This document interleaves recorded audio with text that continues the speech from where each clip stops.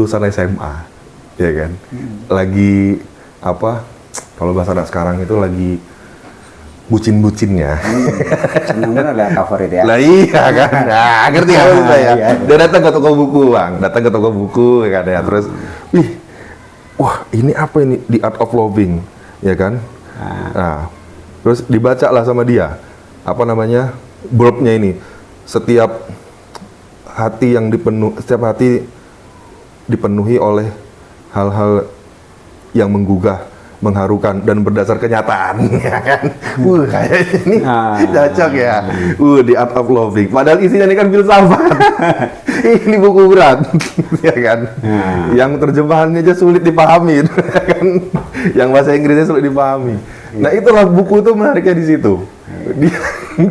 makanya akhirnya kan buku memang membuat imajinasi orang kemana. nggak pernah ada don't judge people by his uniform misalnya.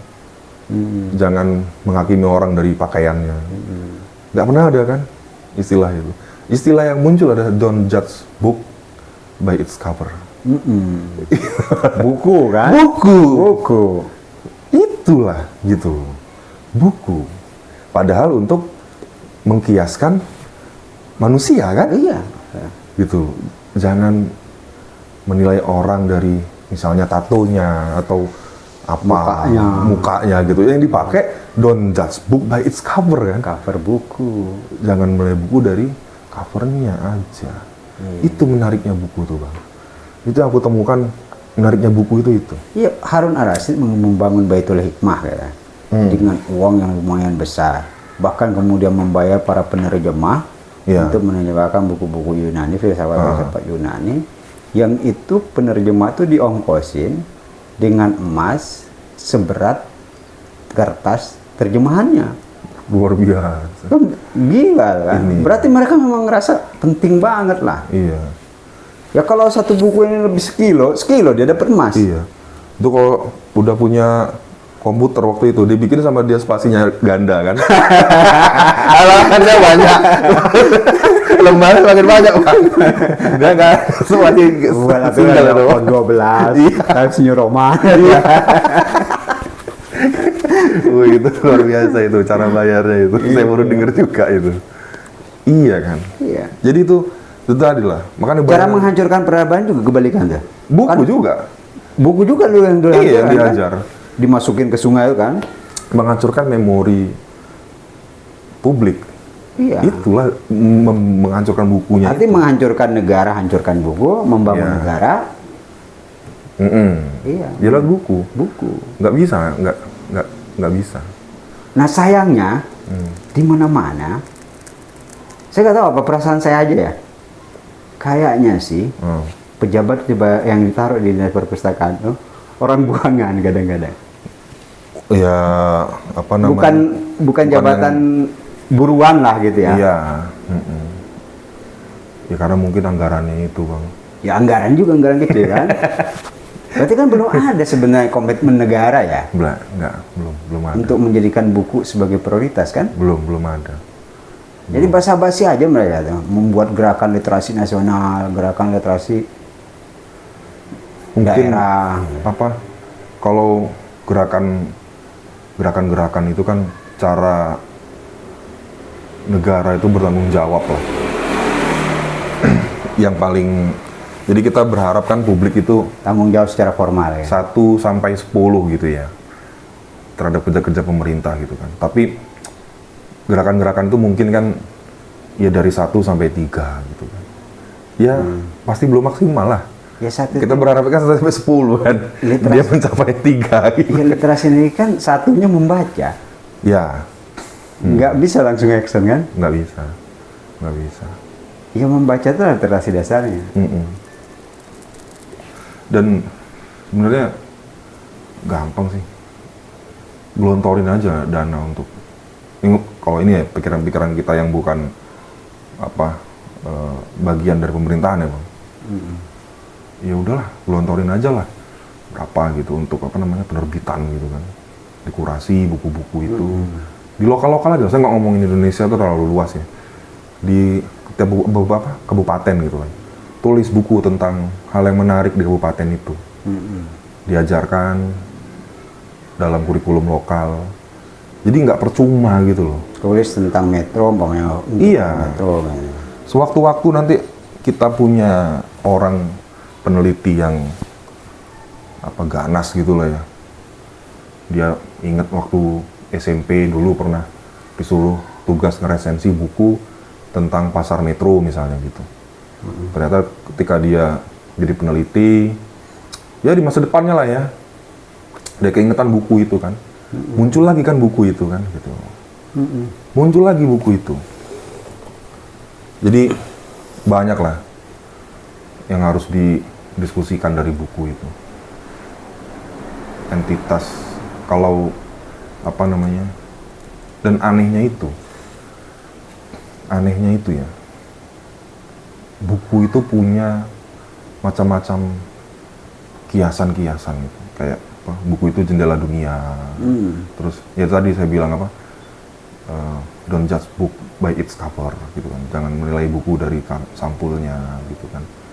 Dan setiap penulis,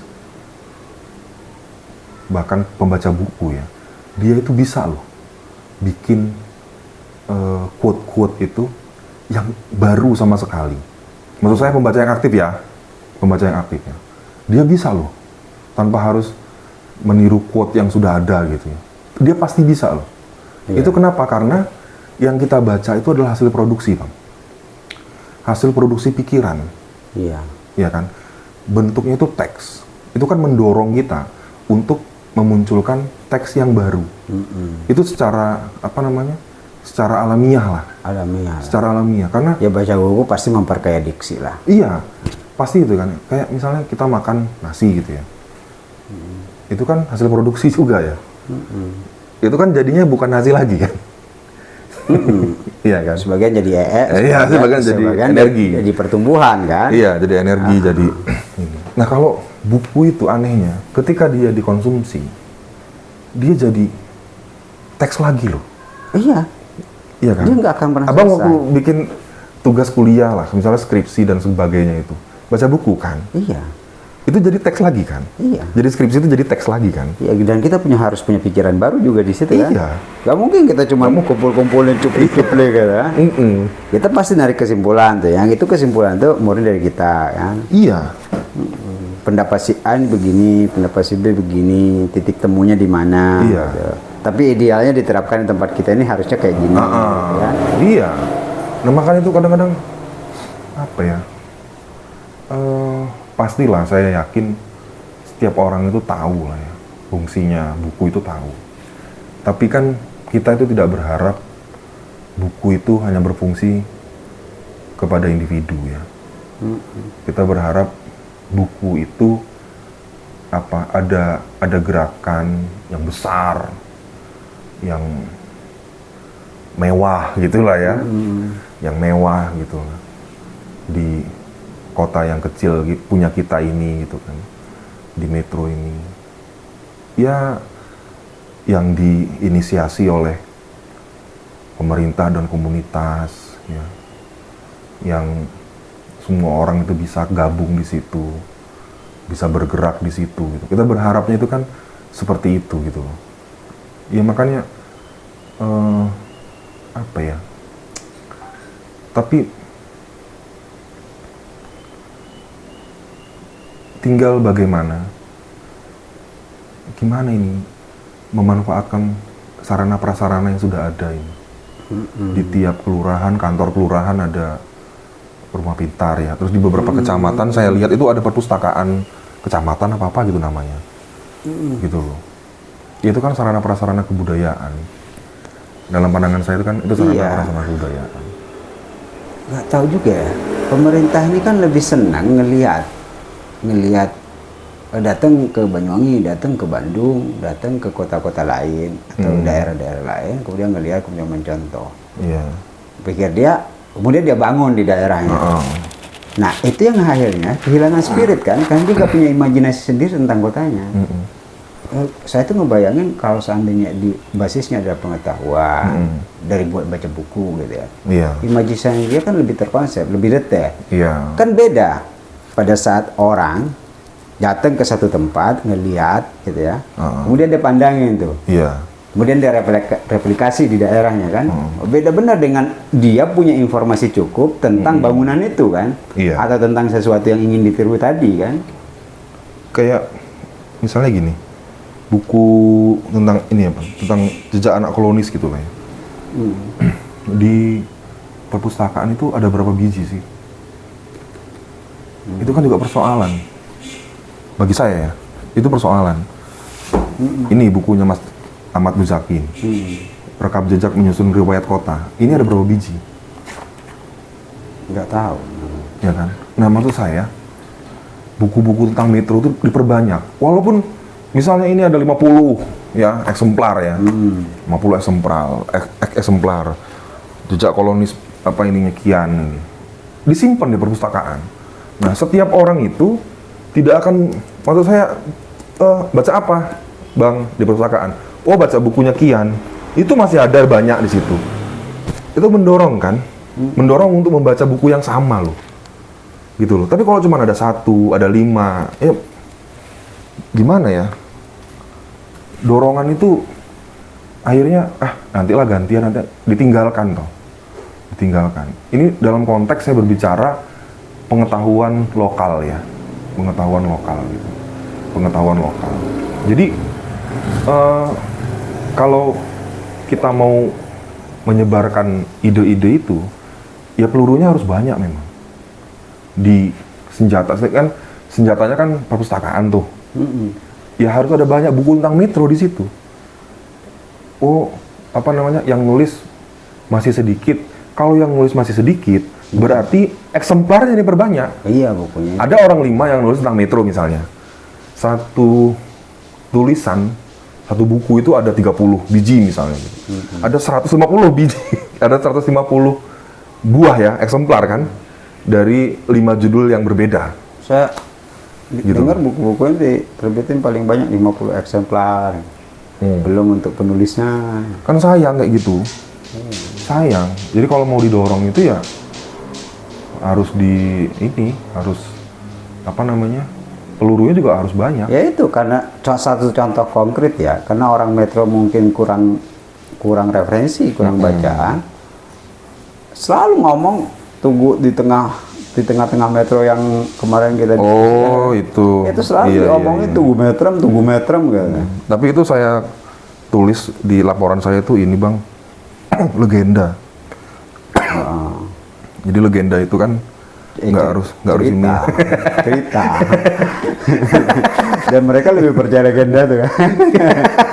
Saya bilang kalau karena buktinya nggak ada.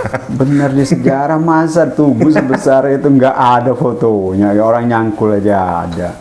Kayak bukunya Kian misalnya, bukunya Kian ini yang paling baru lah ya, yang generasi millennials.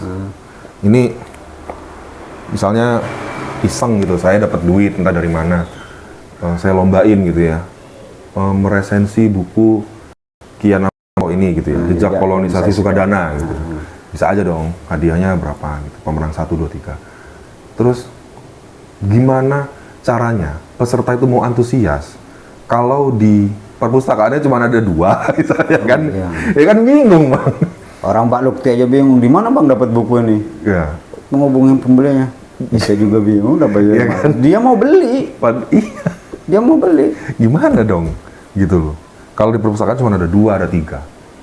Gitu loh. Saya lombakan gitu kan. Akhirnya kan, udahlah nggak usah lah. Susah nyari bukunya. Susah nyari bukunya lah. Padahal cara menstimulus orang untuk baca buku itu ya ada dulu barangnya. Ada barangnya. Itu tadi, terserah mau dia beli, minta jadi hadiah, sebagai hadiah, mencuri. Ada dulu barangnya. Itu. Iya, selain harga top. Ya, dan pemerintah jawabnya tidak berhenti di 1 sampai 10, tidak berangkat 3 toh. Dia bisa gitu. Kayak misalnya lomba resesi gitu. Ya berhenti itu karena macet kan. Kalau orang normal kan nggak mau berhenti kan? Enggak, artinya 5, maksud saya itu 5 itu yang 678-nya ya publik lah yang melaksanakan. Iya, oh gitu. Iya. Itu kan iya, tetap aja pemerintahnya macet, publik yang jalan. Itu kan fungsi komunitas tuh di angka 6, 7, 8, 9, 10 loh. Kalau komunitas masih bergerak di angka di bawah 5 ya repot juga. Terlalu banyak bisa komunitas itu bergerak gitu sampai tingkatan itu bukan ya sekarang juga udah ini ya sudah bergeraknya juga di angka 1 ya bahkan ya komunitas kan di metro itu kan ya itu Bang. Iya, ngapain sih dulu kita sampai punya program BBH, Berantas Buta Huruf ya. Nemen amat gitu ya memberantas orang nggak bisa baca itu. Tapi toh akhirnya setelah bisa baca nggak mau baca. Iya. Mending buta huruf aja sekalian kan. Nggak ada beban kan. Nemen amat dong pemerintah menggalakkan berantas buta huruf ya. Iya. Begitu udah baca nggak mau baca. Tapi memang stimulus itulah perangsang triggernya itu. Kalau dulu saya baca buku itu kan ya karena dorongan ekonomi juga kan. Saya baca buku karena saya udah bisa baca. Saya baca buku kan. Iya. Jadi kayak mana ya? Kalau dikontekskan dengan lokalitas tuh memang banyak yang sebenarnya bisa dikerjain, mudah bisa dikerjakan. Jadi sulit karena dianggap ideal itu. Karena sesuatu itu dianggap ideal. Membaca buku, kebiasaan membaca buku itu dianggap ideal.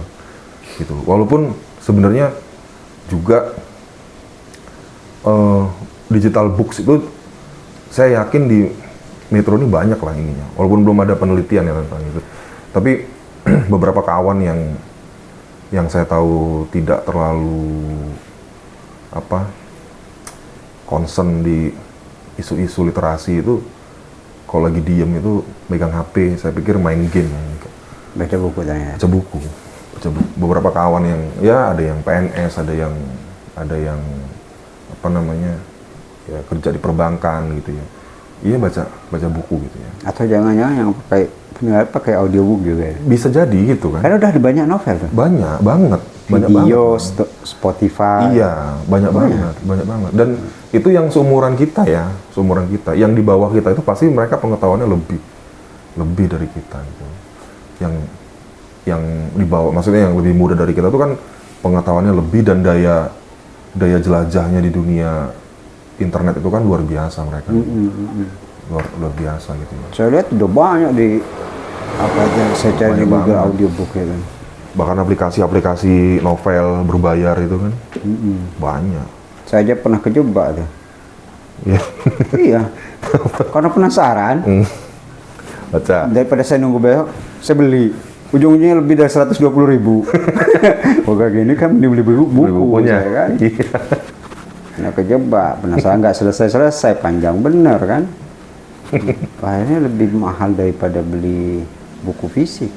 Iya. Kalau kita ini ada nggak Bang ya, kayak semacam buku lokal gitu, yang tentang Metro lah.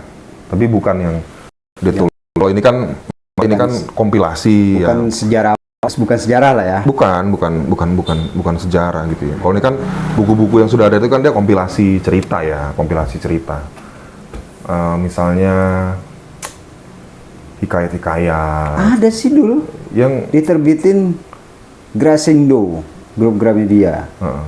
Tentang Metro lah. Cerita rakyat Lampung, ada bagian metronya. Yang nulis itu orang Metro nih, Bang Naim Emil Prahana. Oh iya. Oh yang tentang ini ya, sumur apa? Soal sumur Bandung. Iya, sumur Bandung ya. Saya pernah baca. Nah itu harus aduh udah telepon. Gitu, angkat aja nggak apa-apa. Diajak dia ngobrolin buku. Ya itu kayak gitu itu kan harusnya kan terdistribusikan dengan baik ya. Dan ternyata banyak yang tahu itu kalau orang Metro pernah nulis buku itu? Nggak banyak kan? Nggak banyak. Lah iya. Itu saya juga nggak sengaja. Saya cari-cari di internet soal cerita-cerita Metro, ketemulah buku itu. Ternyata ada 2 jilid. Oh. Fisiknya belum pernah saya lihat, karena dia ada PDF, bukan PDF sih ya.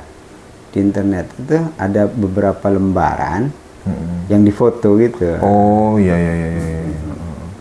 Saya bacalah itu. Saya belum pernah lihat bukunya. Saya cari, ada sih mungkin di internet ya, di apa e-commerce itu. Iya kan, karena banyak loh yang bisa dikembangin dari itu, dari cerita-cerita, ya buku-buku inilah, buku-buku yang sifatnya legenda, itu banyak banget loh. Miris ya, misalnya apa, ada lomba-lomba dongeng ya. Dongengnya bukan yang khas Metro gitu lah. Iya. Jadi kita berkutat lagi dengan hal-hal yang sifatnya nasional gitu. Padahal kan sebenarnya dari itu kan orang-orang kan dibuat untuk penasaran, dibuat untuk tahu bahwa daerahnya itu punya cerita loh, gitu. Dan namanya legenda itu boleh saya punya apa legenda, punya pemikiran terus saya tulis tentang legenda Kampung Yosomulyo gitu ya, boleh saya. Boleh. Abang boleh nulis sendiri juga boleh, nggak apa-apa. Iya. Gitu loh. Namanya legenda, termasuk yang apa? Kita kan nggak nulis sejarah. Termasuk Tugu Metrem itu ya. Termasuk Tugu Metrem itu ya boleh aja. Boleh, itu menurut saya boleh ya. Kayak Tugu Metrem itu menurut saya boleh. Ya, tapi boleh. posisikannya sebagai legenda. Karena dia nggak punya bukti apa-apa gitu. Misalnya apa? Kalau itu kan cerita dari mulut ke mulut tentang apa anak-anak kolonis waktu itu misalnya dihargai oleh Ratu Wilhelmina. Ya bisa aja kita ambil itu ya. Nah, disitulah pentingnya literasi, membaca itu. Iya. Jadi jangan kemudian kita baca tulisan juga langsung menyalahkan. Ini tulisan sejarah apa tulisan legenda, ini tulisan apa, jangan kan langsung memfonis juga kan. Nah, jadi harus dipisahkan. Loh, bahaya seorang supaya tidak, kan anakku ya yang TK itu. Jadi saya itu juga nggak percaya dengan era gadget kayak gini. Kemudian udah nyanduk benar. Anakku suka main game, apa Roblox macam-macam itu ya. Begitu kemudian sampai waktunya dia harus baca cerita, dia baca cerita masih TK. Jadi tergantung juga sih menurut saya. Kita bagi-bagi waktunya itu. Oh main game, oke, gitu kan. Dia senang tuh baca cerita dongeng itu. Nah kalau dia paham itu, nah ya mungkin sekarang belum ya. Tapi suatu waktu dia paham bahwa cerita yang dibacakan dongeng. Tapi paling tidak dia udah kaya imajinasi. Karena kan cerita-cerita soal kepahlawanan juga dongeng itu. Iya, belajar dia menjadi kesatria kan. Jadi di sekolah tuh sekarang udah itu Bang, kayak apa ada jam literasi ya. Awal jadi pagi baca selama berapa menit ya? Berapa menit gitu ya. Bagus juga sih. Itu ada yang ngaji, ada yang literasi apa? Kitab suci apa ya? Itu ya. Itu karena ada gerakan literasi daerah itu.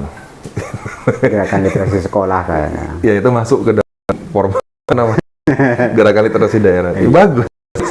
Bagus.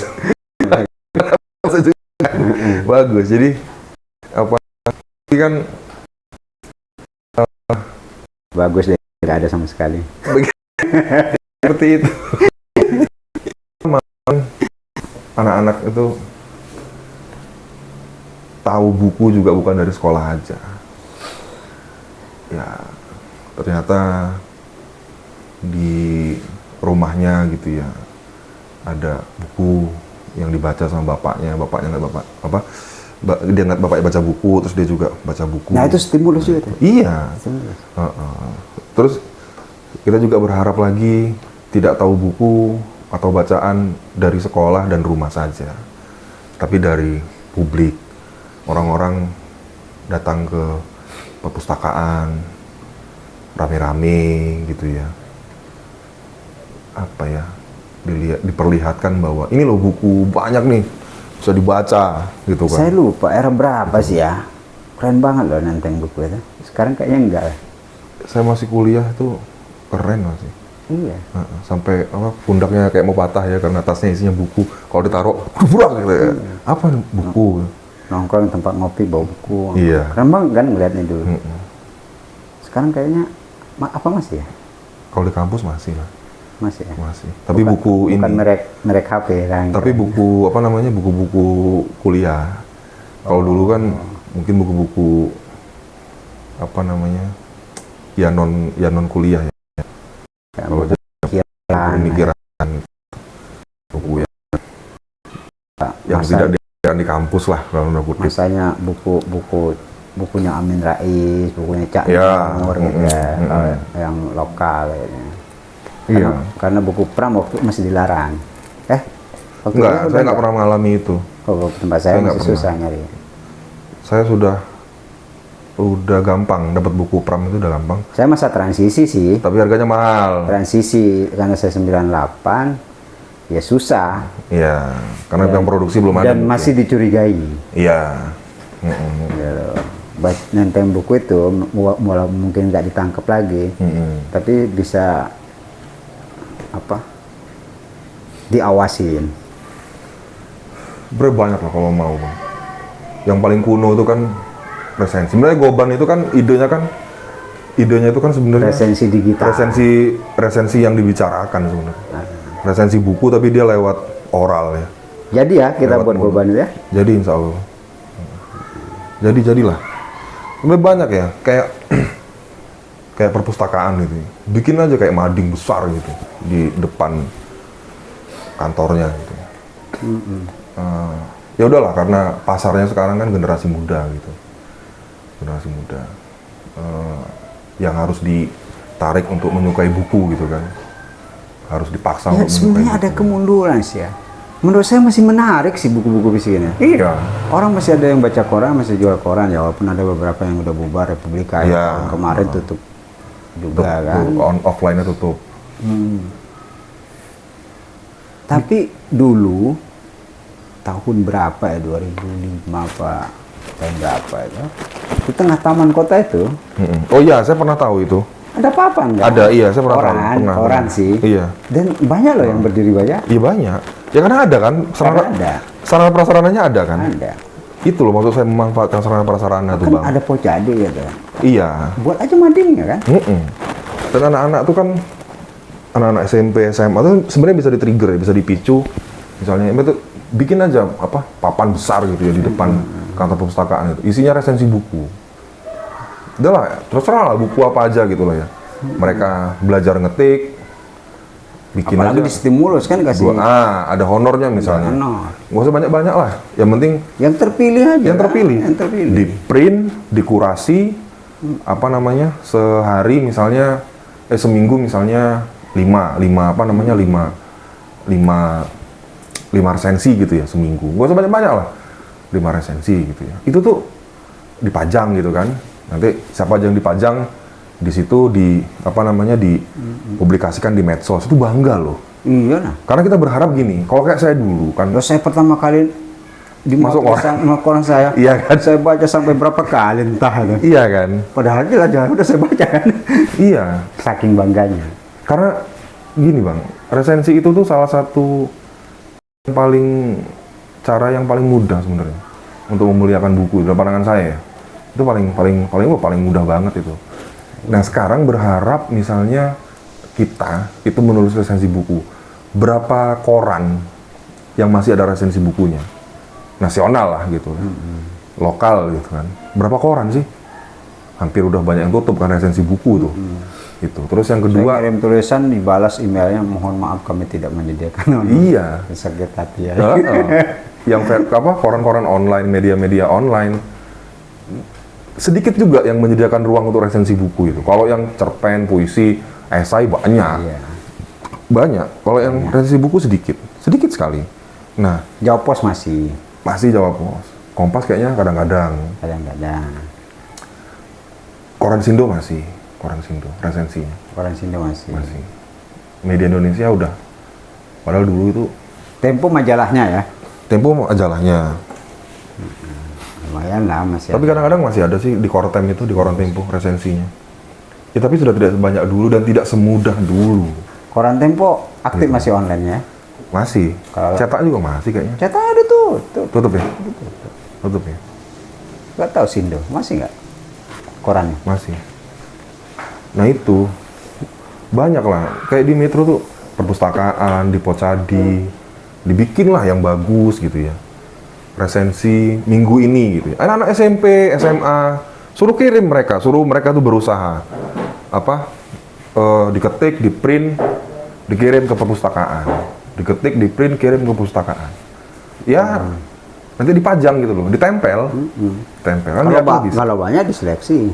Ini pasti diseleksi kan? Tempel gitu. Nanti diumuminnya di akun-akun Facebooknya dinas itu ya. Daripada cuman posting-posting apa gitu kan? Iya, itu si anak itu bangga, yang pertama, sekolahnya bangga, dan sekolah kan rata-rata kan sekarang punya medsos juga kan? Iya mungkin Dipublis juga kan sama sekolah itu kan, kegiatan itu.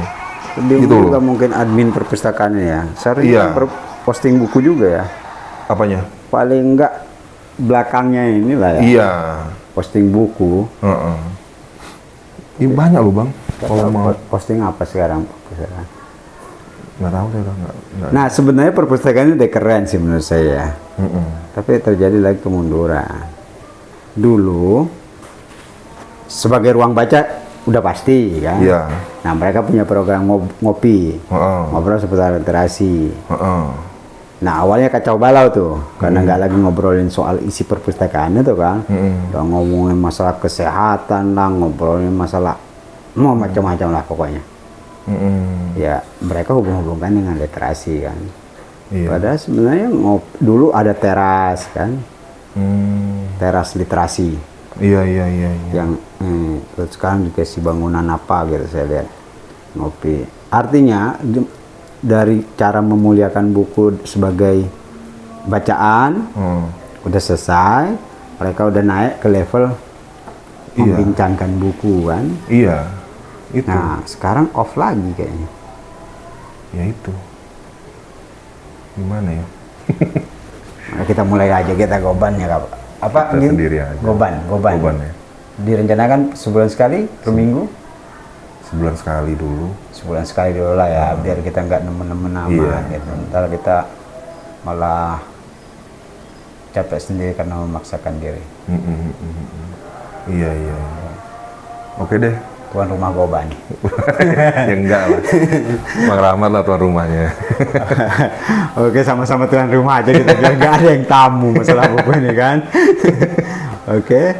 Kalau tadi abang yang tutup, buka ya, saya yang tutup ya. Siap. Oke, terima kasih kawan-kawan. Mudah-mudahan rencana-rencana kita bagaimana mendekatkan buku dengan generasi milenial ini. Gobannya kan sebagai salah satu cara mendekatkan buku dengan milenial. Kalau kita ini ya tetap aja menyertai buku fisik gitu.